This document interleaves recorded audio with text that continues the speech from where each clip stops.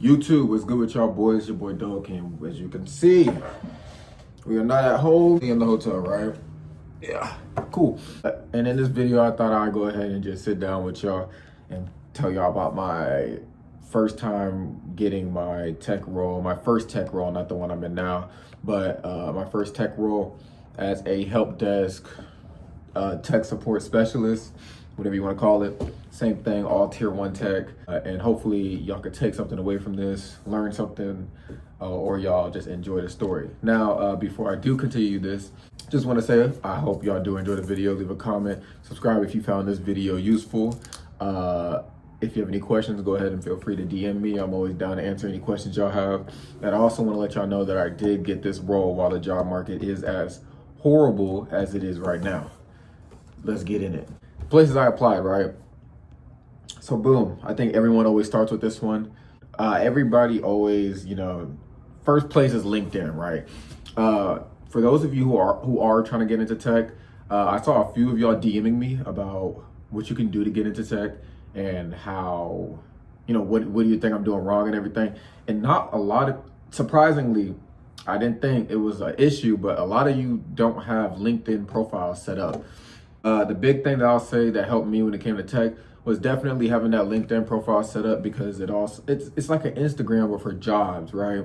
You always want to network, or when anything happens, people can repost your posts. Maybe they have connections. That's where you can meet HR. That's where you can meet talent acquisition, right? On LinkedIn. So boom, here I am on LinkedIn. I'm applying on LinkedIn, right? I made my LinkedIn profile. LinkedIn profile was pretty mediocre. I started applying to jobs, and I was doing a lot of easy applies, and I was doing the hard applies. So the ones where you actually got to go to the job website, and I was also doing the ones where you could just press a button and boom, you could see if you get an interview. So obviously, them easy applies, I felt like were sort of a scam. They might not be. You might actually be able to land something off it. But it doesn't hurt to try it out, right? Boom, I'm applying on LinkedIn. I applied to I was using LinkedIn, I was using Robert Half, and I was using Dice.com. I applied to probably over 200 places, right? And I wasn't landing an interview anywhere, nothing. And my resume was horrible. I would show you a picture of it, but we don't need to look at that. Resume was horrible. Like I said, it wasn't edited up. It didn't look organized. The key skills, everything was just off, right? I updated my resume.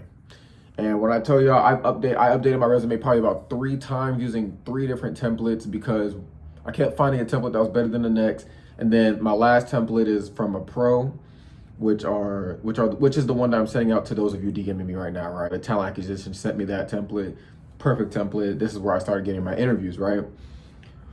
Boom, after updating my resume and updating my LinkedIn at the same time, trying to make it look better, clean it up a little bit, I landed my first interview. Now, it wasn't because of my updated resume or anything. I had a friend that was quitting her job, and she put me on to her job, which was really nice of her, right? And she put me on, and she didn't like her boss, really. Boss was pretty strange. He wasn't really tech savvy at all. He happened to be in that position, which, lucky him, right? I go in for an interview. We had an initial interview over the phone. That's where you're giving your intro, right? You're usually gonna have 2 interviews in tech. I gave my initial interview, which is where I'm just over the phone, giving him introduction, telling him about my experience, everything, right? Sound good. He was like, come in for a second. I said, gotcha. So I come in for a second. My friend, she helped me make a list of questions that he might ask me, right? And last video I told you I was studying a list. This is that list, right? And I just kept updating this list. Created a list of questions I can study, and I put it in my phone notes so I can take it wherever I'm at, and I can study them anytime I want to. I rarely studied them, to be honest. I studied probably about like 8 solid ones that I thought he would ask. Went to the interview, extremely nervous. I didn't even have an actual outfit to do an interview in, right? I think I just had a random polo that I found in my closet, and then I had some damn slacks, right? Boom, I go into the interview. He asked, the question was, he asked me, you can ask this question if you want to. He asked me what's the difference between a router and a switch. And for some reason, I couldn't give him the answer. I sat there and I kind of just explained what a router was, and I explained what a switch was. And he was like, you know what, you sound like you know what you're talking about. I'm gonna just give it to you. And I was like, bet. So boom, he asked me all the other scenario questions, easy, ace the interview, right? That question was a little shaky though. So I'll give myself a 9.5 out of 10 in terms of the questions that he asked me out of 10. I waited about a week Didn't hear back. I waited like another 3 days. I messaged my friend, hey, what's going on? Like, how long is it gonna take him? She's like, it usually takes him a week and a half. 2 more days passed and he told me I did not get the job. When I didn't get this job, I was super heated, right? And like a lot of you in the DMs, when I talk to y'all talk about how y'all get discouraged and everything. That's got to be the most discouraging thing. After that rejection, I kept applying to jobs. I probably applied on LinkedIn still. I was going hard at LinkedIn. Still wasn't getting any hits really. Moved on to a new job site, and this is where I'm gonna talk about when I got ZipRecruiter, right? Now I tell a lot of you this that ask me whenever I did start applying on ZipRecruiter.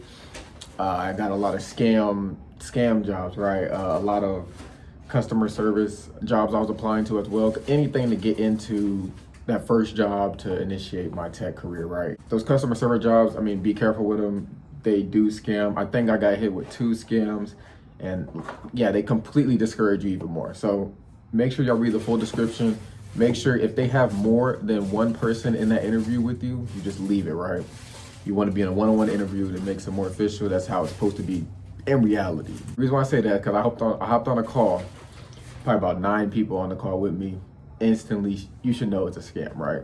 Just get out of there. Pyramid scheme or something, right? After applying to probably about 100 more jobs, if I had to be honest with y'all, on ZipRecruiter, LinkedIn still, I mean, any chance that I got to apply to a job, I was applying. It got to a point where I was applying to so many jobs that I was running into the same ones all over again, right? My second interview with the job that I landed, right? This is how it went though. So when getting that second interview, of course, in that first interview, that's the introduction. You're just telling them about yourself. You're letting them know why you think, or, what are you looking for, pay-wise, everything, right? You tell them all this stuff. They ask you, do you have any questions? And I think in this interview, I asked her, hey, what type of tech questions do you think they'll ask me, right? And she let me know that she didn't know. She was just a recruiter reaching out, right? She gives me the names of the hiring manager and VP of the company I'm about to work for. And then she also gives me the company name, of course. And what I went ahead and did this interview because I wanted this job really badly was I researched the guy and I researched both guys and I researched the company in general so I can know about everything, right? After researching them, I just took notes down, remembered the notes. Of course, writing is the best way to remember things. And I went ahead and went into my second interview. Before going into this interview, of course, I went ahead and got me some good dress up clothes, unlike the first one. It was also raining pretty bad, right? And I drove up there in my car and I was sitting in my car for a minute. I didn't want to walk in the building. The building was pretty intimidating, I guess you could say, because their whole building was just tech office, right? Wherever you walk in, you're getting hit with a security team. I sat in my car and I studied a bunch of questions. And in order to study these questions, this is where it comes in the last video where I said, I went on my phone and I gave ChatGPT the whole job description. I told him, hey, what do you think what are the questions you think they're gonna ask me in this? And I told him to organize it, put the answers and the questions in the notes, and just studied for a good 15 minutes. Even I was studying before this, the questions that I got from that first interview, but I was studying all these brand new scenarios and questions and what would be the perfect answers for these, right? Boom, I sat in my car, I'm done waiting, right? I'm ready to go in there. It's like when you're about to take an exam and you're kind of contemplating failing and it just feels better to take it and get it over with, right? So that's what I was aiming for. I walked into the interview and of course it was just an introduction. He was asking me to tell him about myself. I told him about myself, but then before he can get to any tech questions, I started asking him questions about himself and telling him how I read up about him and, how he's from this city and how I've been to that city and I used to live in that city, right? Something that we can connect with, right? That's one important thing that I will encourage is, always connect with the interviewer, right? Once we made that connection, it was pretty easy to talk to him. Like he was relaxed. Even I was relaxed, but these are actual people too. They get nervous when interviewing you. He was relaxed as well, right? Once I saw that, I felt pretty good, right? He starts asking me tech questions, easy scenario questions, of course. And man, this is probably the hardest interview I went through, even compared to the interview of the job that I got now, which is a higher role. This dude asked me probably 15 tech questions, and only 5 of them were scenarios. And he was asking questions like, what is a DNS? What is a DCHP?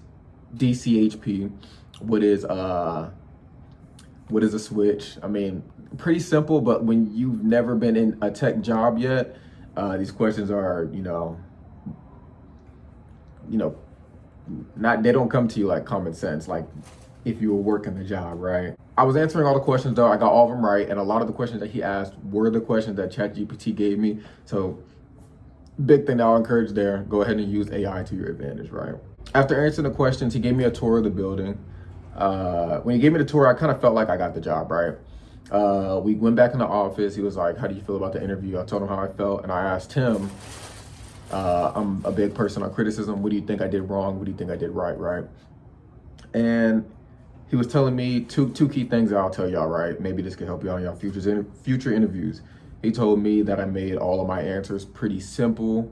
I didn't try to give him complex answers, try and throw him off his game or anything. And he also said that even that initial connection that we had made the interview easier for him. And he felt comfortable. He knew that he would like me as a person and everything like that. Like, I made him feel really relaxed when giving the interview. He didn't feel like nervous. They get nervous too, I guess. And that's about it. I mean, I ended up getting the job, and that's probably all I'll tell y'all about this, just to give y'all a little story time, as well as maybe some tips or advice that you can take away from this video. If y'all do want me to make a video on what my first day was like, let me know, and I'll go ahead and do that. I'm probably gonna do it anyway. But if you have any questions or any tips or advice you want, go ahead and just shoot me a DM. You're always welcome, and I'm happy to answer any questions that you have. Hope y'all did enjoy this video, and I will see you on the next one.